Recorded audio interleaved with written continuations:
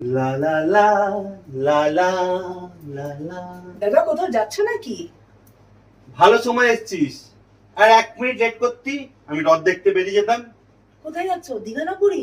আরে না না, পাশের ঘরে মেয়েটা একটা রথের ছবি এঁকেছে, ওই ছবি দেখতেই যেতাম।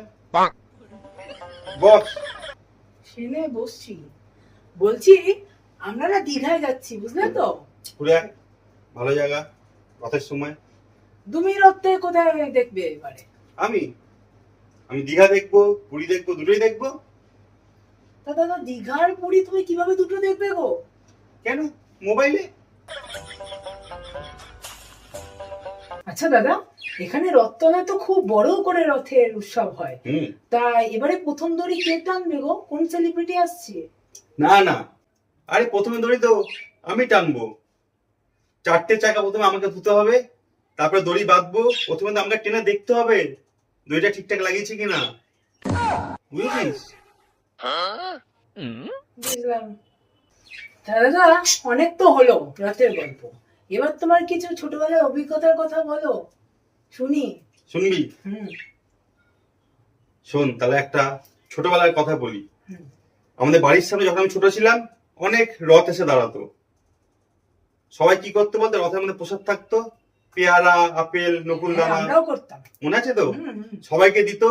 1 টাকা 2 টাকা করে পেতো, এরকম জমাতো। মানে বলতে গেলে ভিকিরির মতো জমাতো, ভিকিরির মতো 1 টাকা 2 টাকা করে নিয়ে এসে সবাই জমাতো। আমরা আবার উচ্চ বংশ তো, সম্মান লাগতো। আমি কিন্তু কোনদিন এরকম করিনি, এরকম প্রসাদ দিয়ে হাত পেতে 1 টাকা 2 টাকা আমি কোনদিন নিইনি।